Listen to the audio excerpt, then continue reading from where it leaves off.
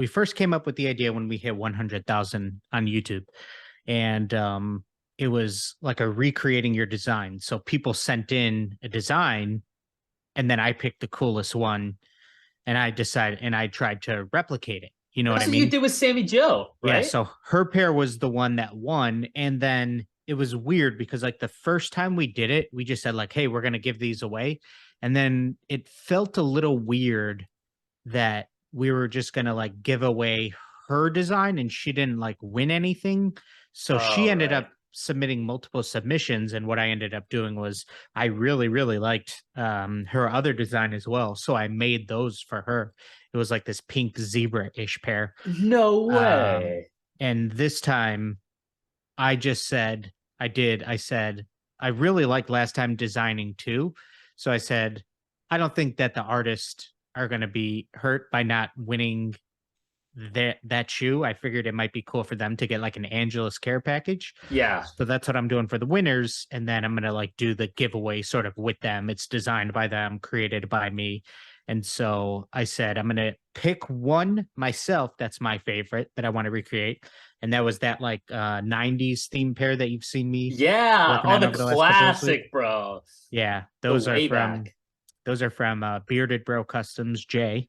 Uh-huh. And then I did like a fan vote. I did a bracket of like I think my next like top 8, and then I let people vote on Instagram, sort of bracket style, which one they wanted to see me recreate. In this anime pair one from Bart Custom.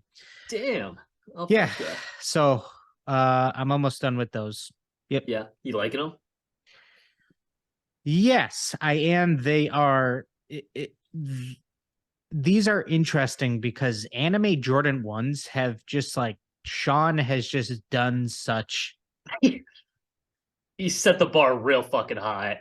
revolutionary is and isn't the right word, but he's done such like great things that just naturally you look at the design and you're like, this really looks like something Sean would do. So Yeah. how do I sort of still add my own flavor and make it look like something that I would do? So it's like this weird balance, you know what I mean? Yeah. Well, Anytime you're taking somebody else's design, it's going to be different. So yeah, it's just like a cool challenge. I like stuff like this, man. You know, you got to be able to handle curveballs in life. that's cool. I Yeah. really fuck with that actually, dude. I was just talking to my brother about one of those such curveballs that I'm trying to find a solution to right now. Maybe you can help with this because it kind of works out great because I was gonna message you privately, but figuring it's just you and me on the show today because Sean couldn't make it, then it's kind of cool to talk to you about it now. Um, so I started to realize that I need like a feeder fund of sorts for Okay. my creative endeavors, like Mm-hmm. for the art stuff. Yep. So what that has been has like, I'd take part-time jobs, like right now I work at Amazon. Mm-hmm. I applied for like a design job and just really just finding whatever I could get paid the most for that isn't just god awful, doesn't, sap all my energy. Sure. So what I was thinking about and what I realized was a lot of a lot of times in the past, I've turned down kind of work what you're talking about, where it's like, this is what I'd like to do. Like, it's not so much that I want you to do whatever you want. I want you to do what I want, but I like your direction and the way you take things. Can you do something like that? And be like, Yep. I don't know. Yep. So what I realized is like as the 3D and the AR stuff gets bigger and bigger, then those opportunities started coming to me as well. And I kind of had to make a decision of like, is this something I want to introduce into It's Bald Boy? I also will take on other people's 3D endeavors. Mm-hmm. And I think what I realized is I was thinking about it the wrong way. And that there's no reason I couldn't create an umbrella company and just have totally different sectors of it Mm-hmm. where, It's Bald Boy is all stuff I want to do. It's just my personal art. It's no different than what I'm doing right now. But then completely separate from that would either be a differently named company or a different subsection of It's Bald Boy, Yeah. to where all of those endeavors would be from that. And I was like, man, that might actually be the solution. But I was like, how I have no experience with anything like that. I, contrary to what my degrees would tell you, I'm also not great at structuring businesses. So I was like, man, I should talk to my boy Dillon, see if he has like any ideas on the internals of that. Like how I'd go about creating the business, and if you have any knowledge on that, if you think it's a good idea, or if something else might be a better idea, and what your thoughts were. Yeah, so just right away, sort of the initial question that could almost hinder you from moving forward sounds like, do I do this under one umbrella? Do I try to create a separate company with like a different name? I Hmm. think that what you're doing, what It's Bald Boy, is already so intertwined with like the AR, VR, 3D stuff that like something separate, it, you're working within the same niche. So you're not doing something totally different that isn't It's Bald Boy. You know what I mean? Like we're not talking about a I don't even have a Like a good candy example. company or some shit. You're not a contractor over there, Yeah, like try whatever yeah, exactly. You know what I'm I with you. mean? So I see no reason right away why it couldn't just be still under It's Bald Boy, and it's just like another thing, you know what I mean, that you do and that you offer and a service. And I think that's, there's a huge opportunity for that, because I think there'd be a lot of people who would like to, have some of that stuff done, but I don't like, so much of what you do feels to me almost like unaccessible to maybe somebody who doesn't know more, and that they wouldn't even know where to start, where to even Mm, search, you know what I mean? So yeah, letting people know more about it, marketing it, is sort of the to me, like the biggest hurdle. Letting people know, here's what we could do, here's the mm, services we offer, here's how we can help you. um yeah, you know what I interesting. mean? I Yeah, do. so I yeah, do. I don't think you need to go right away into, I have to start this separate thing that's totally different. Like it's just under your one umbrella and stuff. You know what I mean? Um I do.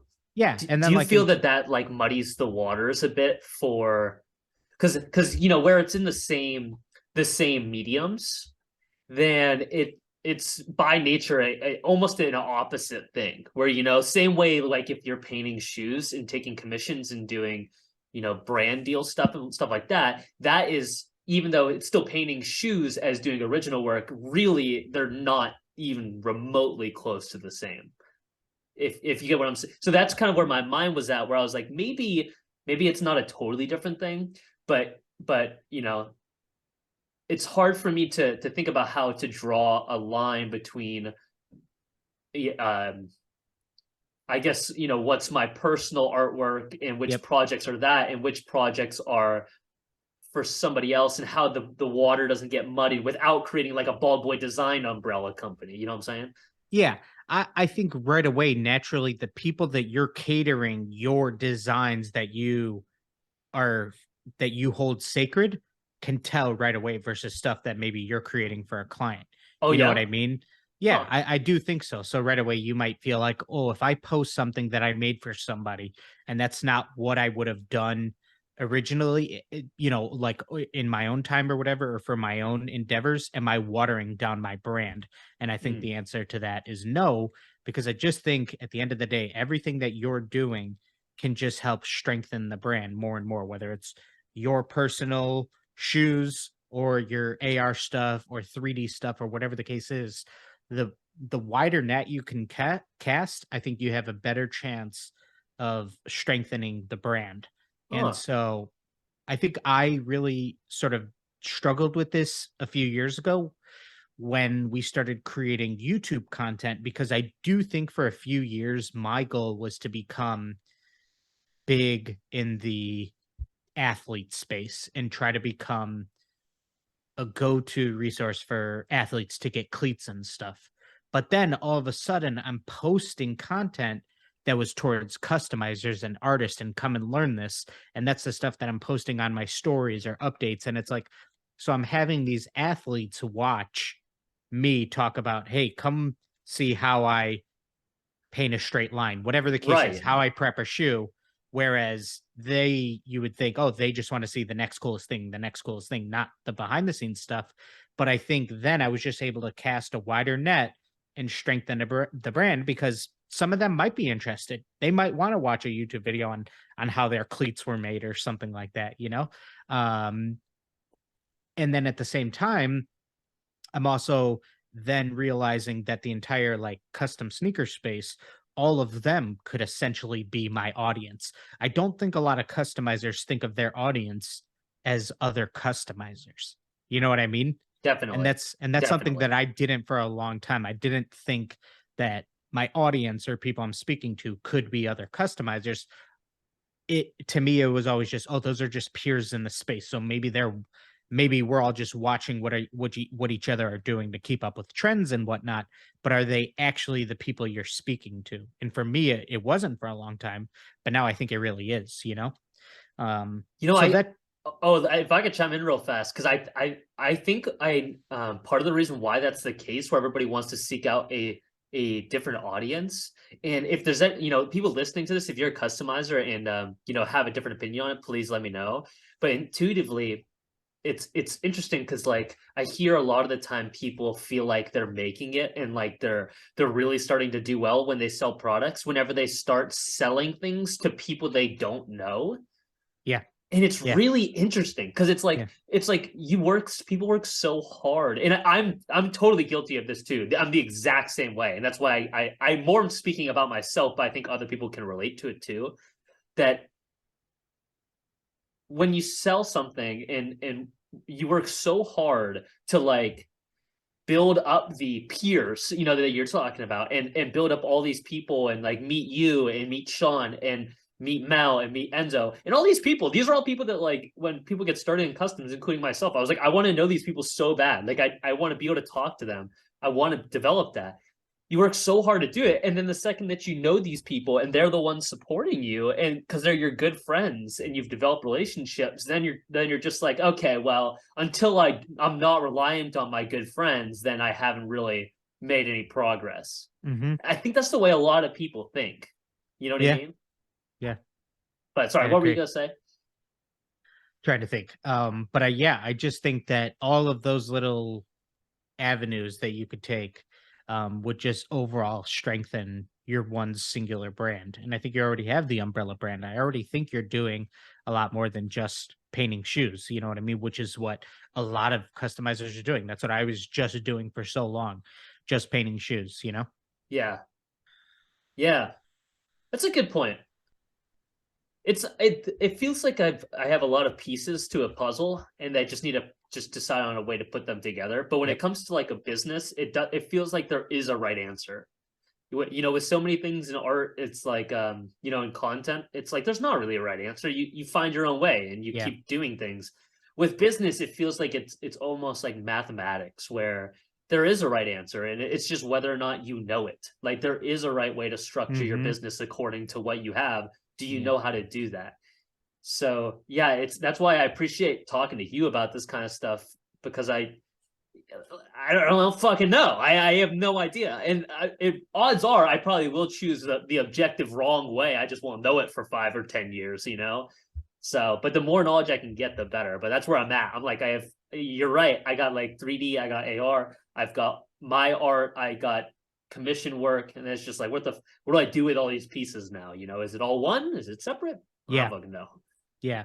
And I remember, I think I might have told this story. I'm not sure if it was on the podcast before. Might have been when we were on Instagram, but I hit a point where, I don't know, 4 or 5 years in, first time moving out, first time paying for a studio rent and everything, where it was like, okay, cool. This is now adulting. Life is actually happening. Like, how do we actually make ends meet? And the business was doing good, but not enough to like anywhere near like support a family, anything like that. Like, okay, what am I gonna do? And I remember thinking, like, all right, cool. I gotta make a little extra money somehow. Like just a problem that we all run into when we're 24, 25, 26, whatever the age is, you know what I mean? Anybody as an artist. And I said, I'll do a little Uber Lyft on the side. I would do that like on the weekends. And for Classic. for a while I almost treated going to the studio as a little bit more of like a 9 to 5, just, I kind of would have weekends off and work something like that.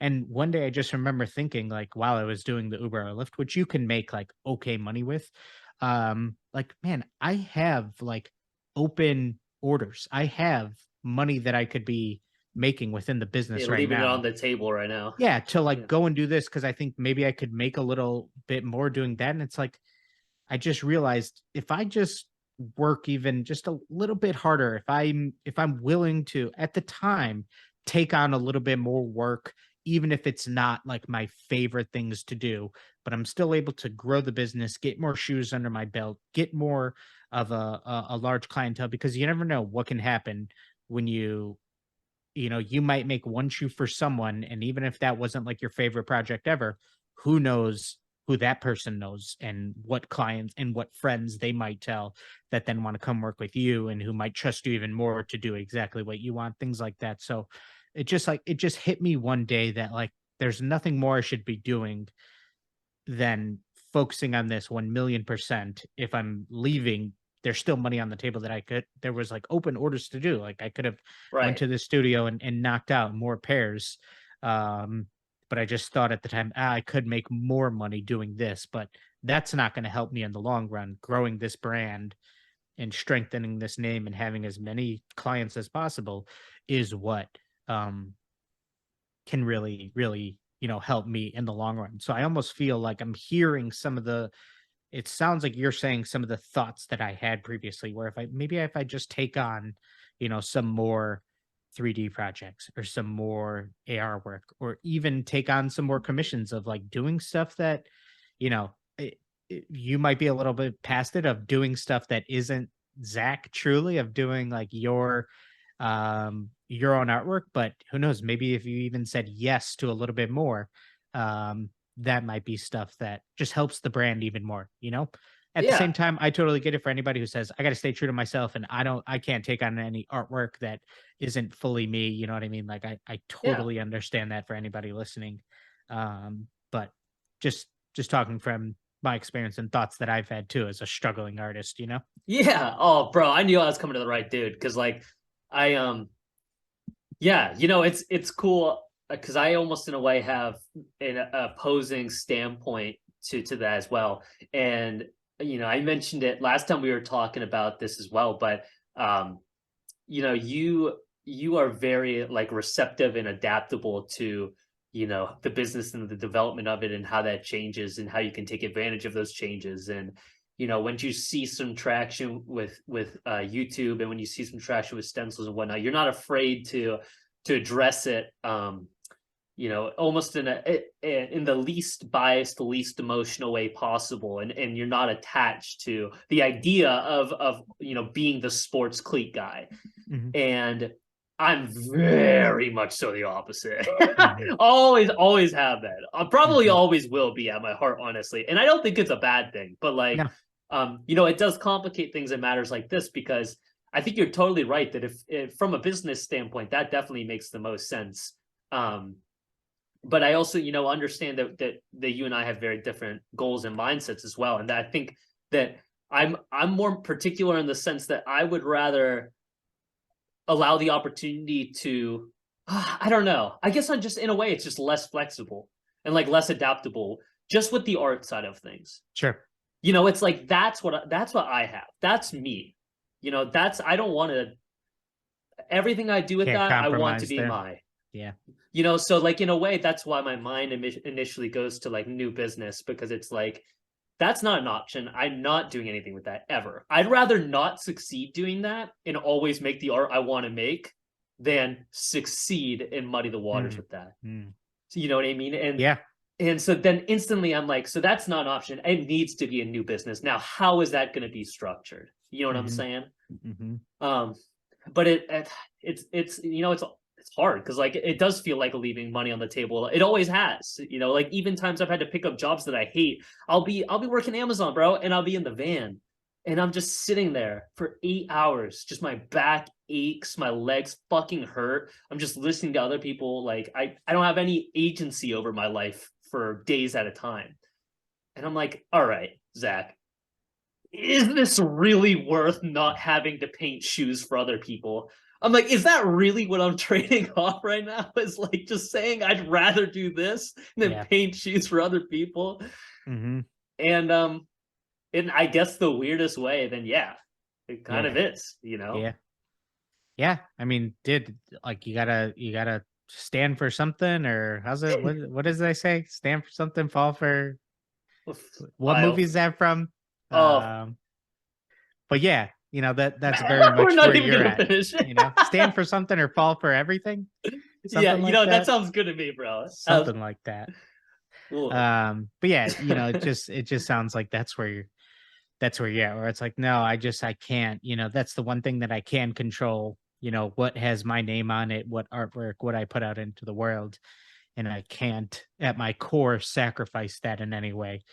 And I think that, you're not the only one that has Mm, that thought.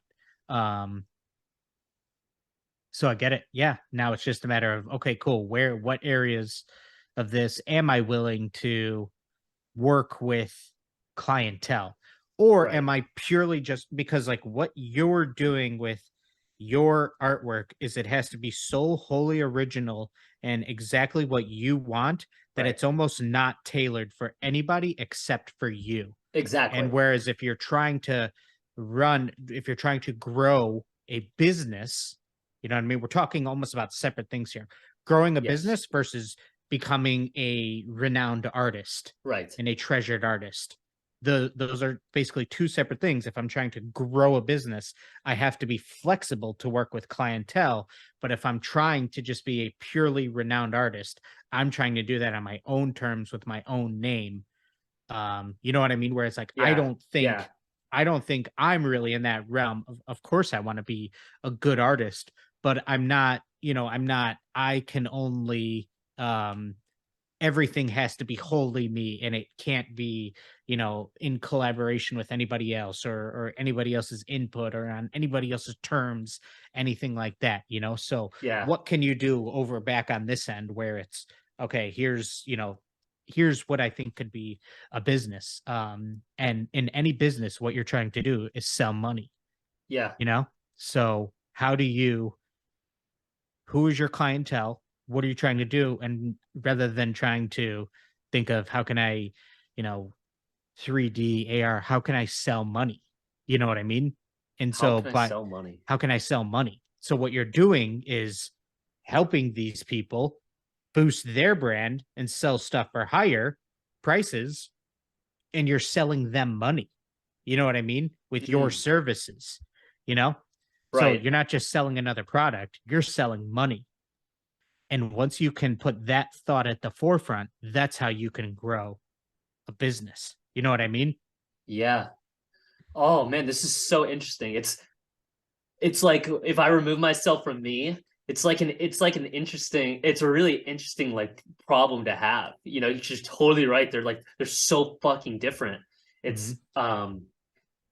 It's it's essentially asking myself to be two different people eventually. Hmm. Because they're operating simultaneously, but at different times, but in a simultaneous life. So it's like, at any point, depending on whether I have a meeting that day or I have to be painting, I have to be very opposite people. Yeah.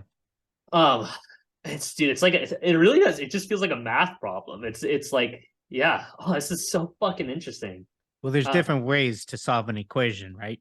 And still get to the same answer. You yeah, know what I mean? yeah. Social Um, media is just showing your work. yeah, facts. There you go. That's good. Like That's good. philosophical. That's good. That's good. I like that. Oh, dude. So, another thing, I don't if you don't want to get into the weeds of it, that's totally cool too. But I love this brainstorming session. I needed this so bad. Um, so have you found that there are certain like either tax benefits? Well, let's start there. Like if the way you structure your business personally, how you've done it, has been for tax purposes at all, and how you take advantage of being a independent artist business, if there are ways of taking advantage of that. You know what I'm saying? Getting down into the weeds a little bit, like behind the scenes, like is there a way that you've managed to structure thus that you can take advantage of some of the things like that? Yeah. So start off this segment. Please put up some text somewhere, Zach, that says not legal advice. Okay, yeah, Don't yeah, I listen. will.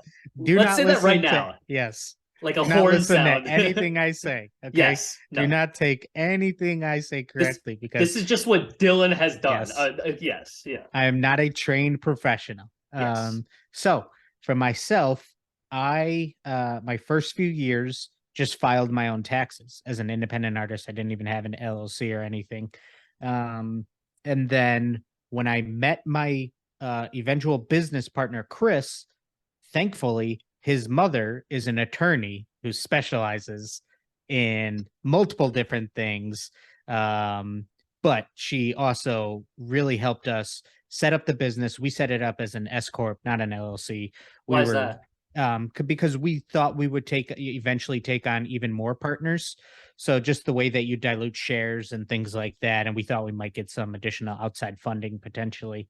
But if you're just as yourself, you're the owner of everything. You know what I mean? You don't really necessarily plan on taking on partners or anything like that. An LLC, of course, is going to be the way to go. But then, yeah, I mean, there's there's a ton of tax benefits that you can write off as an artist. I mean, one of the best ones is you could write off a portion of your home or your rent um, as part of your mortgage. So, for example, you would be able to write off. Let's just say you had a 2,000 square foot house and you used 500 square feet of it as your working space. That's a quarter of the house, so you could write off a quarter of the mortgage as like rent that you're paying as an artist. You know what I mean? Little Mm, things like that. Of course, all of your paint supplies, some of your additional bills, such as your phone bill, assuming that's used for business and things like that. And yeah, I think with like a simple Google search, you'll be able to find off list of write-offs and things like that for an artist. Don't take any of this advice that I'm saying right, right, as right, factual. Even the numbers that I said of what you can write off with your mortgage, of course, speak with a CPA about that type of stuff. right. Um, No, wait, let me linger on what you just said for a second, because so one of the things that I learned and that I was taught was when you are counting deductibles, if you are looking to write off some of these things, phone and house, when you're doing your taxes, then the standard deductible amount for the average person is more than the amount that they would deduct from all of their write-offs combined. In the sense that if you are a single person, as in, you don't have kids, yep. you don't have yeah, really actually just kids, or even if you have a spouse, but especially if you don't have a spouse, if you don't have kids, even if can write off hundreds of dollars in your phone bill, hundreds of dollars to thousands of dollars in your mortgage, all these things don't necessarily add up to be more than the standard deductible amount for the average person. Have you found that that's the case, or have your experiences or people that you've talked to recommended you do it the way that you do? This says right here for a single person, the 2022 standard deduction, this could be wrong, is 12,950. Yes, So I'd imagine you'd be that's what I able know. to get more than that, depending on what your business is doing in terms of volume. You know what I mean? Yes, yeah, But yeah, so I think that there's certainly a chance where you're better off just taking the standard deductible rather than trying to write off as much as possible. You know what I mean? Another yeah. thing to certainly consider, depending on your situation, whether you're married, whether you're younger, what phase of life you're in, what you don't want to do is basically show, um, you know, you don't want to have multiple years of showing absolutely zero profit in the business, because then you as a person are limited if you're in the phase of life where maybe you're ready to buy a house or something like that and you don't have any income to show over Mm, the past 2 years because you've written everything off. You know what I mean? So let's just say big whole numbers. Let's say you made 100,000 as a business, but you wrote off 90,000 in deductibles and in expenses. You only show $10,000 of profit for that year. It's going to be hard for you to get a $300,000 mortgage if you're only showing $10,000 of profit. You know what I mean? ooh, yeah, yeah, yeah. So something to Interesting. consider. Something to consider. So do you find that your first step when thinking about these things is to take a really deep, comprehensive look at not only where you are at in life, but also where you want to be in maybe the next 5 to 10 years? Yeah. You Yeah, think I it's a think good it's step? something to consider. And certainly like just mortgage, for example. Typically a mortgage is going to be the largest loan that you take out in your life. You know what I mean? Um, just in terms of personally, it's a mortgage is going to be more expensive than really anything else that you would get a loan on typically. So mortgages, they look at your last 2 years worth of income. You know what I mean? So Hmm. even if you're in that phase where you're starting to think, okay, I might be a couple years out, maybe it's a few years out, I'm going to need to start showing some more profit in the business. You know what I mean? I'm going to Right. need to show a more regular income for myself to prove that I can, pay for this mortgage. Interesting. Otherwise, it's going to be a lot harder for you to get, funding for it. When you go to a bank, do you, and any of this that you don't know, then obviously you don't have to comment on either. Mhm. But so when you go to a bank, do they generally do they generally look at both the spouse and the individual's house or annual income, or can you put a house in one individual's name based because of their strong yearly income? Yeah, like there's a chance that let's say me and my wife were buying a house and she works as a nurse who makes regular good income. Let's say she has a good credit score, but then me, let's say I'm a younger starving artist, I show little to no income and maybe I made some bad choices and I don't have good credit. Well, then if I'm on there and maybe I have student loans as well, if I'm on the mortgage, then it might hurt our buying potential. You Mm. know what I mean? Hmm. And Hmm. it will hurt the interest rate that we could get. You know what I mean? So Yeah. yeah, that's absolutely something to consider. However, I'm not advising, Right. buy a house with someone who let's say you weren't married and then your name's not on the mortgage. Don't create headaches for yourself like that. Of course. But all of this is just being sort of self-aware about what phase of life you're in things like that. You know what I mean? And hey, Yeah. nobody looks forward to paying taxes, but if you want certain things like that, like being able to buy a mortgage um on your own terms, then you're gonna need to show profit and being in this legal system is paying some taxes, you know? Facts. Yep. That's I think that's phenomenal advice, bro. I also want to take a couple steps back too, because one of the things that you mentioned, I fucking went on a tangent with this with, but I think this is awesome for people to hear, including myself. But one of the things I want to take a step back to that I love what I always have been inspired by the way that you've done it is the idea of value, maximizing value in a business. And you were talking about it when we were talking about um, building out that separate side of my business where it's, you're trying to make money for clients. You're trying to sell money is the way that you put it, I believe. Mhm. And to me, that's a it's a different way of it's a different way of saying that you're trying to create value, Mhm. Yep. right? And It's a it's in funkier, flashier way that makes you go like, "Oh, wait, you're yeah, right." You know like what what I the mean? fuck is Yeah, selling that's money? that sounds Yeah. ridiculous, but when you think about it, oh yeah, if I have a service, you know what I mean? That is what I'm trying to do, you Yes. know? Yeah, that's why I love it, bro. Selling Mhm. money shirts coming up.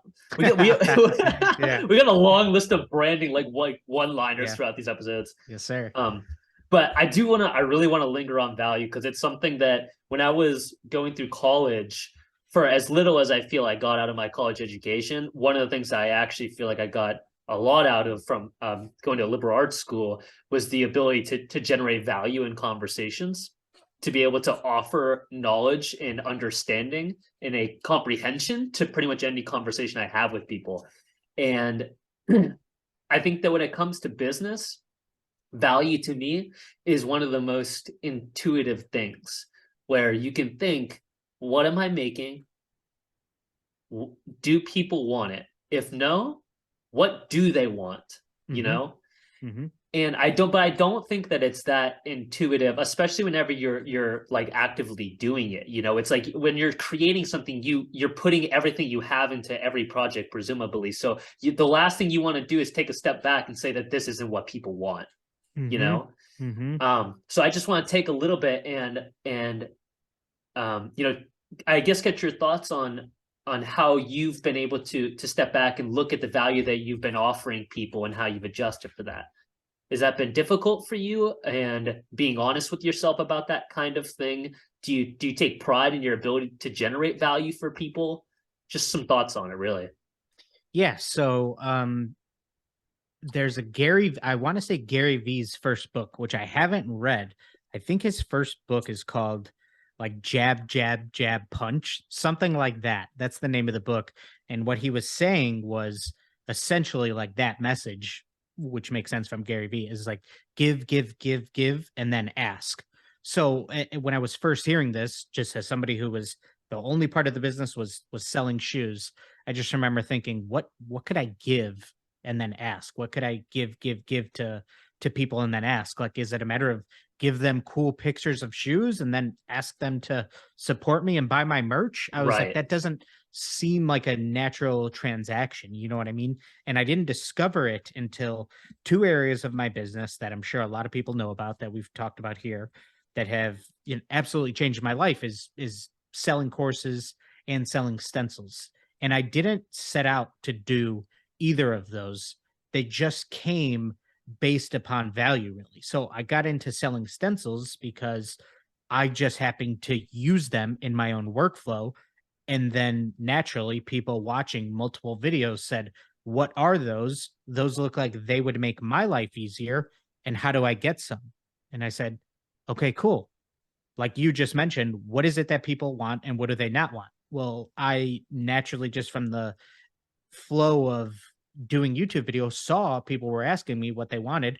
Okay, cool. I'll sell a product. You know what I mean? It makes sense with what I'm doing. And then same with courses. Okay, at this point, it was January of 2020. We had been taking YouTube seriously for 2 full years, and I think at this time we were nearing like 100K subscribers. Uh-huh. And people just asked, hey, would you ever do a course? Would you ever do a one-on-one session? You know, is this something you'd be interested in? And so I knew that I was providing enough value that people would want to come and do, you know, some hands-on training.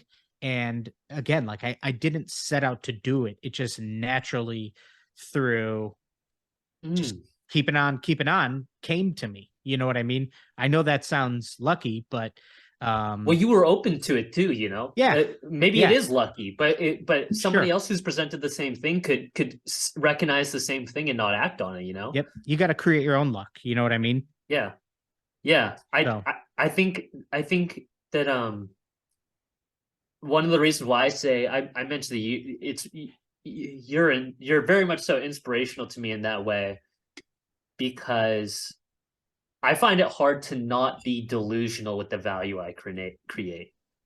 I find it really difficult to not, when I create what I want to create, mhm. I want to look at it as a What are you referring business. to specifically? Okay, so let's say oh, great example.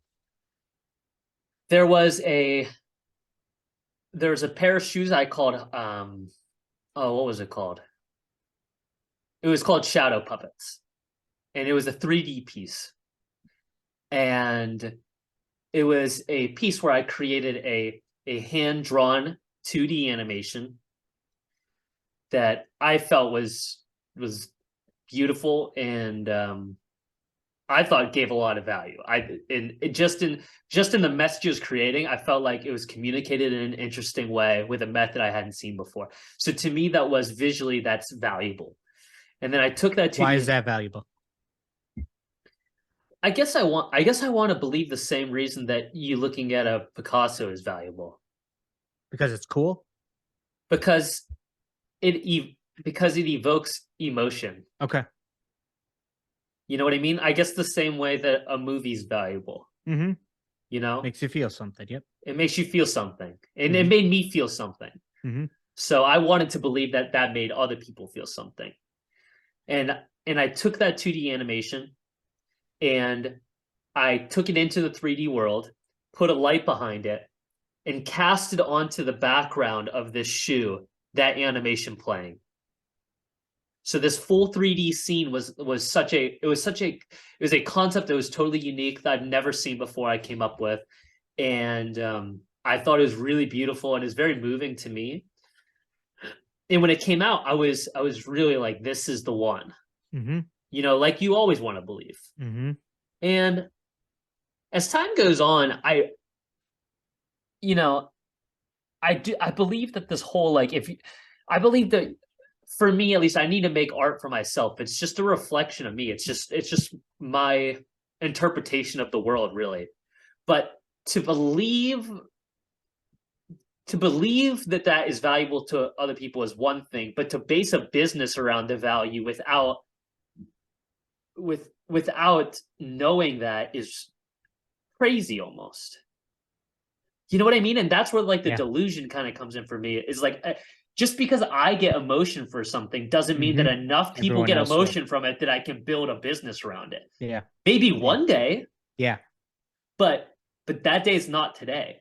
I think the value sort of that you're talking about here, maybe that you're not subconsciously thinking about enough, is that the market sort of determines the value. You know what I mean? Are enough Yes. people Yeah. responding to this? And you know what I mean? Like, I don't know if you believe that that project, if you'd consider that a success or not, but something that we have to keep in mind here is that even if the Mona Lisa was posted on Instagram today, it might not get enough likes or enough Right. engagement to where then uh um you You're know set for the rest of your life. to where how am I trying to say this? How am I trying to say this? Because I feel like it makes sense in my head. Um I honestly don't know. So take a second. s- Just if the Mona Lisa was posted on Instagram today, and let's say it didn't pop off, Leo might have thought that it was a failure or it yeah. was a doomed project.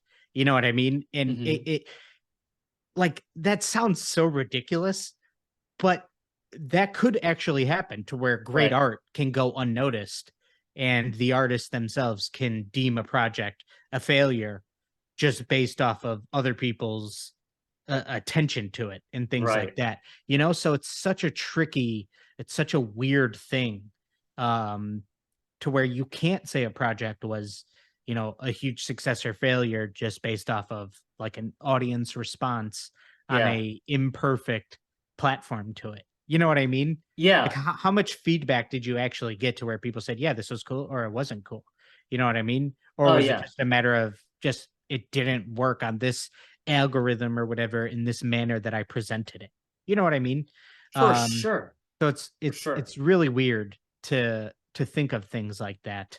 But I know we're trying to circle back to value. No, You know you know that. what? Actually, I do wanna just jump in here because you said you didn't know if I considered it a success or not. Mhm. And I think that this can perfectly tie back in because when you mentioned that, my thought was yes, it was a success, but it was a success to me. It was Yep. what I wanted to Yep. do. And Yep. that's the moment I realized that that's why I needed this. I have Because this. isn't every single project you do then a success to you? Exactly. No, that's Because exactly it. And okay, it's crazy for me to expect that it's going to be a success to other people. It yeah, can be, but to expect that is crazy. And that's why I was like, if I'm making art for me and I made the art I like and I think it's a success, whether that does well or not is irrelevant. mm-hmm, If it a does well, thousand percent. yes, if it presents itself as a success over and over, and the opportunity comes to say this is a business now, I'm gonna fucking grab it by the balls and I'm gonna run with it, bro. But if that doesn't happen, it doesn't mean it's not a success. It just means Right. that I need to find a feeder fund. I need to find an alternative Yep. source so that I can think, pragmatically. I can think that I can figure out a way to make money outside of doing only what I want to do. You know what I'm Yeah. saying? Yeah. You need that. You need that. It's since your goal, like it's not something that you necessarily vocalize, but it's essentially what you're saying. My goal, it's not that I don't want to make money. My goal isn't to just maximize the amount of money I can make as an artist. You know what I mean? Yes. Because you're making different decisions. Um, because you have to do what, you know, feeds your soul. per Yes. se, you know? Yeah. And that's why looping back around to value, now I'm in a different mindset. Now I know what I want to make, which is really powerful, and it Hmm. takes time. Um, and that I'm really proud of that. I know what I like to do, and I know what makes me happy. And I know that that may not present itself as in the form of money or in the form of success in a business. So now it's almost the ultimate freedom, right? I'm not locked into figuring out how I can turn just painting and shoes and what I make into a business. Now I have this where I still have all the creative Yeah. capabilities that I've developed through doing that. It's just Hmm. how do I now let's look at value. Now Hmm. let's look at what I can offer to people, Yep. you know? And that's Hmm. really exciting. And that's why I Hell want yeah. as much feedback from you as possible because I'm like, you've done so well at this. I'm like, I just want to soak it up like a sponge. Yeah, I think, you where you'll really find your what's gonna hopefully shape sort of the next phase is as you continue to post this more and more.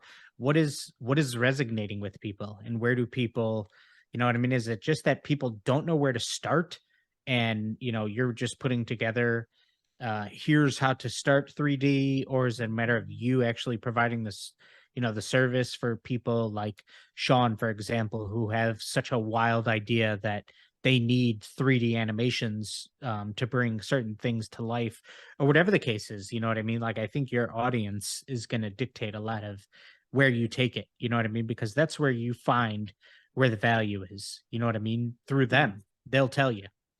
mm, that's fucking beautiful, dude. If you don't mind me asking, where do you feel like you can provide more value right now? You can't. I think Where can I provide more value than I currently am? yeah, either within what you're currently doing or something you're not offering that now you're realizing you maybe not that you should, but that would add. Because in a way, it's almost naive or uncreative to say that there isn't any way you can. Yeah. Because you're in no way you're at the limit of what you're going to be able to do over the next 20 Yeah. years. You know what I mean? Yeah. When I try to think of value and what I can provide, I try to think of young, dumb Dillon and what did he need? You know what I mean? And if young, dumb Dillon was entering this space, what would he not know? What would not be obvious? What would not be accessible on a very surface level search or navigation through the space? And what can I provide to him to help him achieve his goals? You know what I mean? I Yeah. try to think of my younger self. Not to call And not to call younger people getting into the space dumb, by the way. This no, just young dumb Dylan was Dylan. dumb. Yeah. Dylan was an Oh, without a idiot. doubt. Without a doubt. Yeah. You know what I mean? And what did he need? That's what I try to keep in mind. And I know that like the DCF experience, the course that we put together, like, dear God, if I could have taken something like that in my first when I was starting out, like, game changing, man. I didn't comfortably use an airbrush for the first like 3 or 4 years. I didn't Mm, use a stencil cutter for like the first 5, 6 years. You know what I mean? Just like yeah. little things like that. Um,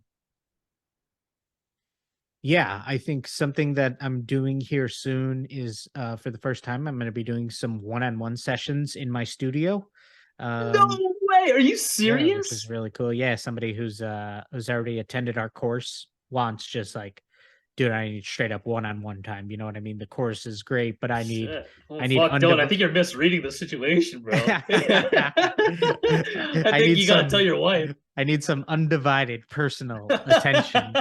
Um so yeah, I'm really excited about that, and I'm really just hoping to continue to grow the course as large as possible, because I know that it really does provide so much value that I'm so proud of. Like, just seeing the people what they walk away with after a few days, and like we've done an exit survey after each one, doing 3 of them, and like just the responses and feedback we get is phenomenal. You know what I mean? Mhm. So to like actually hear that people enjoy it is awesome. You know what I mean? Yeah. Do you actually? One sec. I'm gonna cut this. I gotta go pee real fast, but I'm Yeah, for gonna sure. cut the next one. Give me one sec. Okay, the potty break is over. So what I was gonna ask you is, so you're telling me that the way you can add value is the next step is like, these one-on-ones and continuing to lean into the teaching side of things. And I agree, and you're fucking nuts at it. And I have a question for you. So I was just praising you for how adaptable and how fluid you are, and how your ability to change depending on the value. Customizing shoes has got you to where you are right now. Do you think that if you came to the conclusion that what people needed you for and really want you for is the teaching aspect, So never paint a shoe again. never paint a Yeah. shoe again? Yeah. Yeah, this is something Jason and I talked about just for so many hours, and my wife too. What if I just tripled down on the teaching and YouTube and all this stuff, and like I just flat out didn't do any client orders, any commission pieces. I really do think that would be maximizing my earning potential. I do think that would be the best thing for the business as a whole.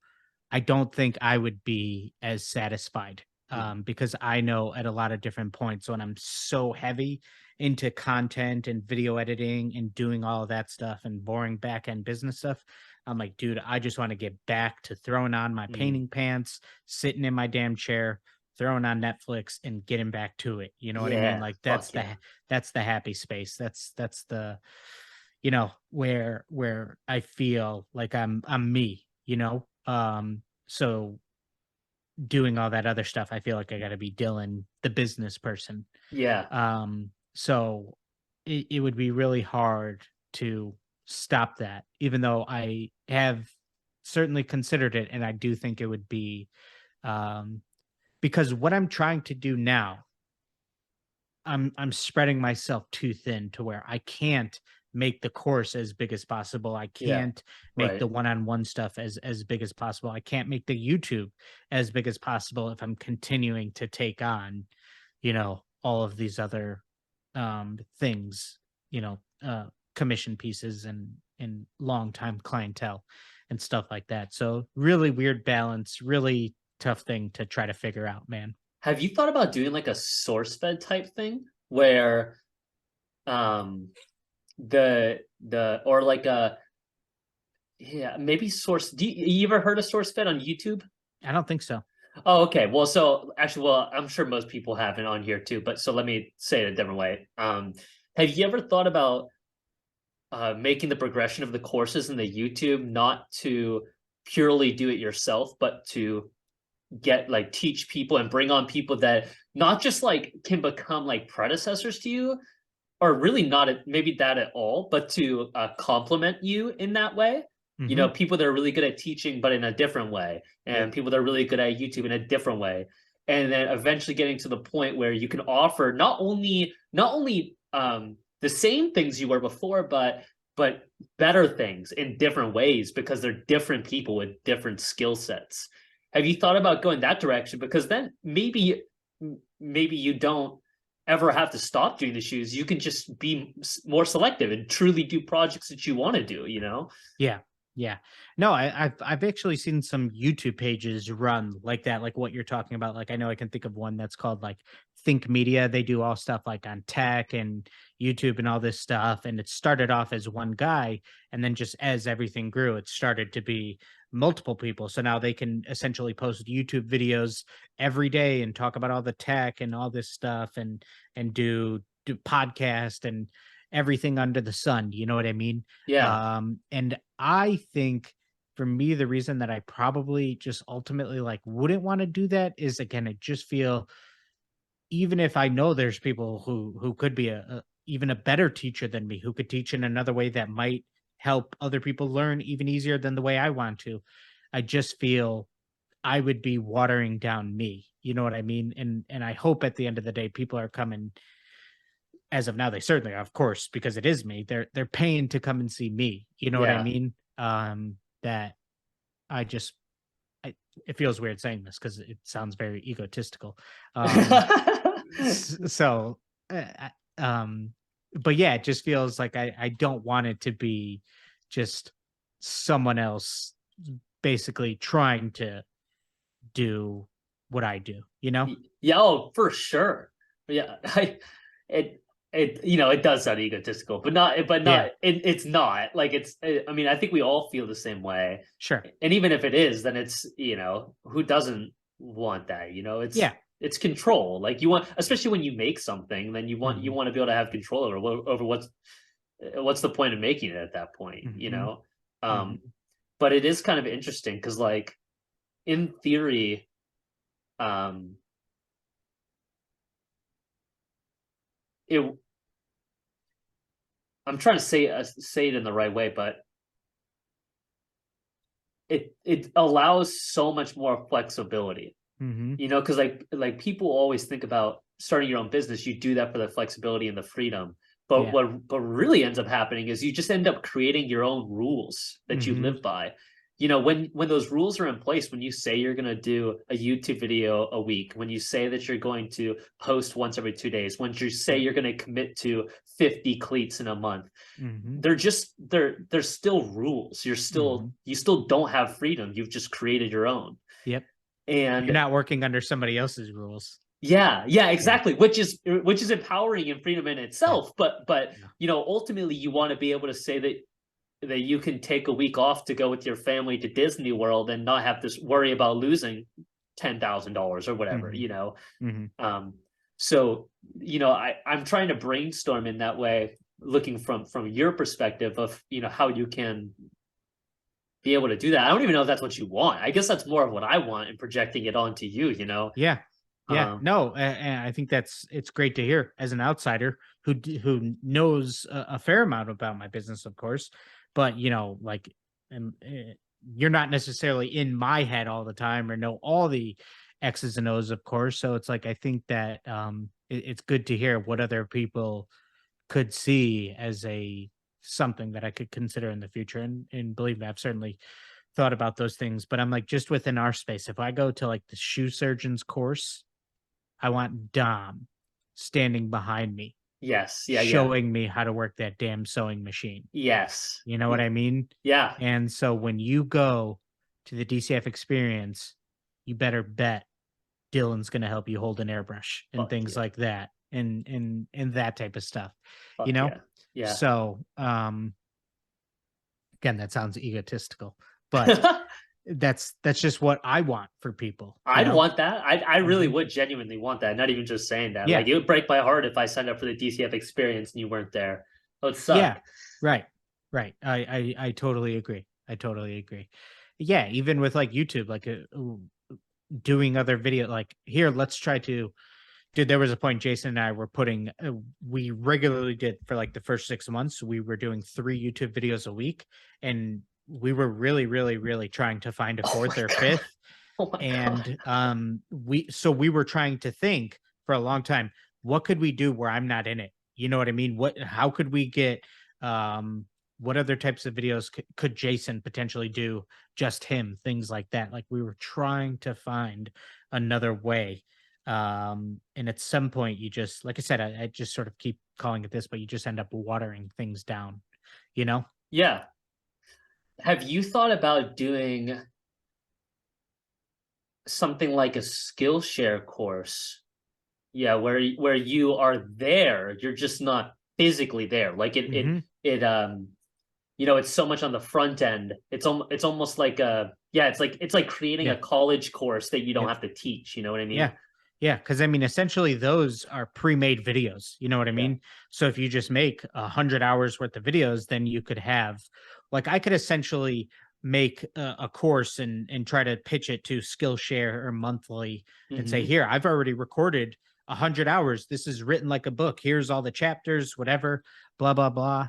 Um, but to me, I have so much pride in the physical in-person experience that I Hmm. know then a lot of people would, of course, love to sign up for the cheaper digital experience that I think then, again, watering down. I think you potentially Hmm. water down that physical in-person experience because if one thing is $2,000 and another thing is 300 and go at your own pace, you're going to get a lot more people that Yeah, yeah. start off with the 300. Of course, you could say, believe me, I get it. You could say, well, you're going to have way more people sign up for the $300 one. And then if they like it, you can get them to come to the in-person one. Totally get it. But I think what I'm trying to do is make something really rare, limited, exclusive, only happens so many times per year, that the way I can do that is by, outside of watching the YouTube videos, which can provide a ton of value for you. If you really want to come and learn from me, this is the way to do it, you know? Mm. What about creating a Skillshare course that is adjacent to the class? So maybe not about what like creating shoes, maybe about like some of the stuff we're talking about, like building a business or value or some of the, almost like Yeah. a consulting. I don't know. Yeah. Like I said, I don't even know if you're looking for anything like this. I just think it's fun to chip away at Yeah. and create possibilities. Yeah. No, I do probably like twice a week, I would say, since for the last 3 years. I probably do um yeah, probably I'd say an average like twice a week over the last, yeah, geez, since COVID started, which is almost 3 years now, like video consulting with artists who reach out and say, can I pay you No for an hour way. of your time? And I've never even advertised it. No But I just have way. people that reach out and say, hey, I have so many questions. You've answered a ton of them through DMs, emails here, but can I pick your brain for an hour, or can, you help me with this, or can we do a tutorial on this? And yeah, like that's something that Wow. with more I didn't time for know that. myself, I could actually start to market and advertise, but it's just I've never gotten around to even talking about it really. You know what I mean? That's So, so interesting. So yeah. people are like in that way, you don't even have to shoot. Man, this is crazy. Like, because I didn't know that, and Mhm. it's like it's like you've already made your value, and people are themselves are bringing it to fruition. Like people are saying, like, I want to be at your place for a one-on-one so we can make love. I mean, make shoes, and I want to have like a consulting session Yeah. with you. Yeah. They're telling you what they want. Yep. um Man, that That's what I feels was saying to rare. you. You know what I mean? Yeah, right. It does feel lucky to me, but I feel like I just was able to. I don't know. It just feels like I was just heading down this path. What do they say? Luck is when preparedness meets opportunity, or Yeah, yeah. preparation meets opportunity. You know what I mean? So like the preparation of just constantly posting YouTube videos that I hope people can find value in, that then all of a sudden there's an opportunity to do a course or to sell a product, or to, hey man, I feel like I've learned a lot from you watching these videos, that now I feel you provide enough value to me. Can I pay you for an hour of your time? Things like that, you know?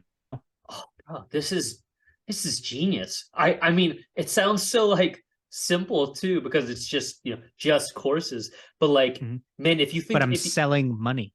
you're selling fucking money, let's go. You know what I mean? You know what I realized also, just as a side tangent, real fast. I think if we were gonna sell like T-shirts with these quotes, I think we'd have to just do partially butchered quotes because every quote we've ever said on here has not been real. It's not been Yeah, the actual quote. It's like I think yeah, that's what it is. yeah.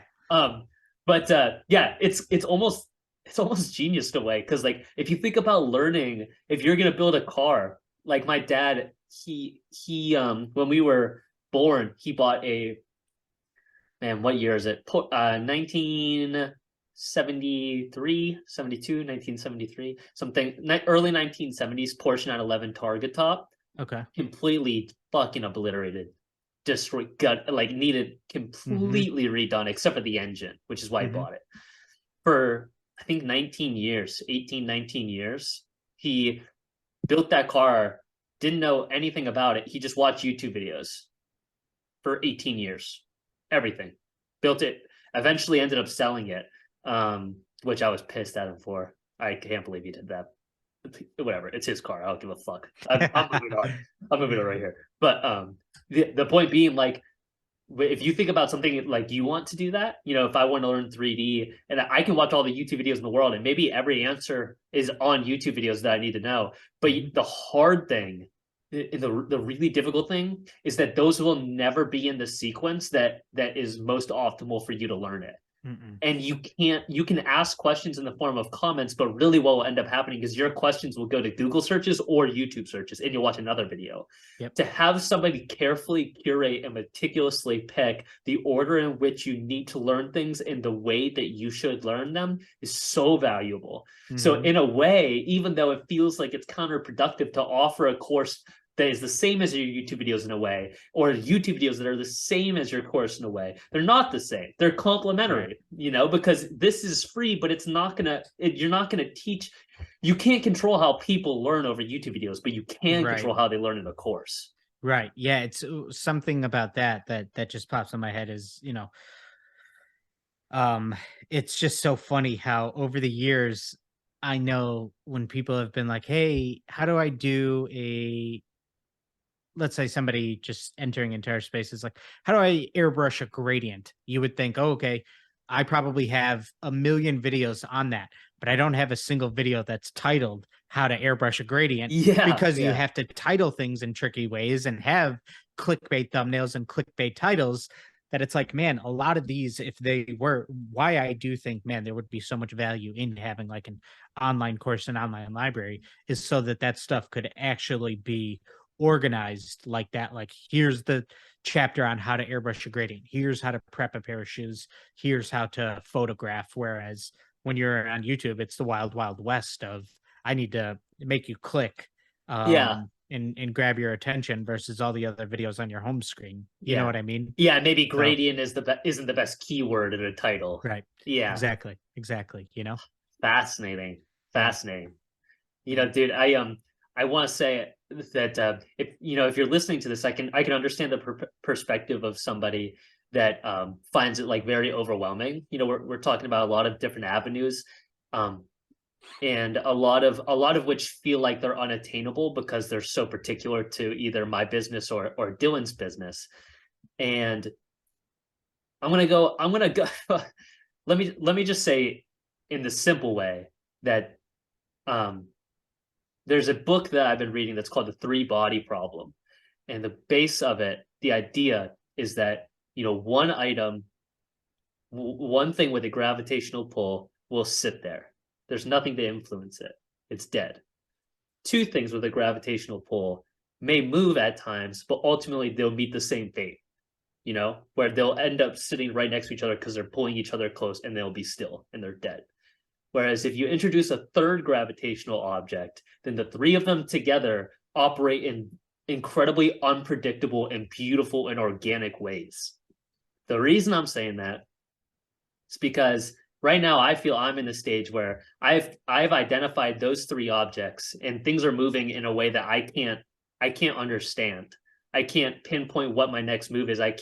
I know I love art. I know I need to build out this business. I know that I have to have a side job or relationships. How can I maneuver things, with these three objects? I think a good way of looking at this, and the reason I bring this metaphor into it, is because if you haven't identified those objects, then I think that's the first step.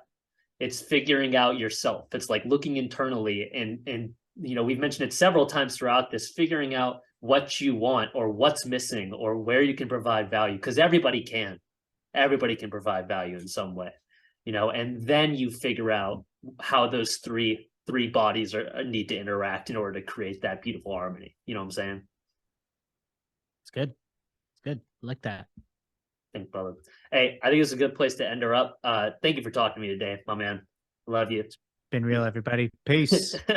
Peace. Have a good one. See you next week.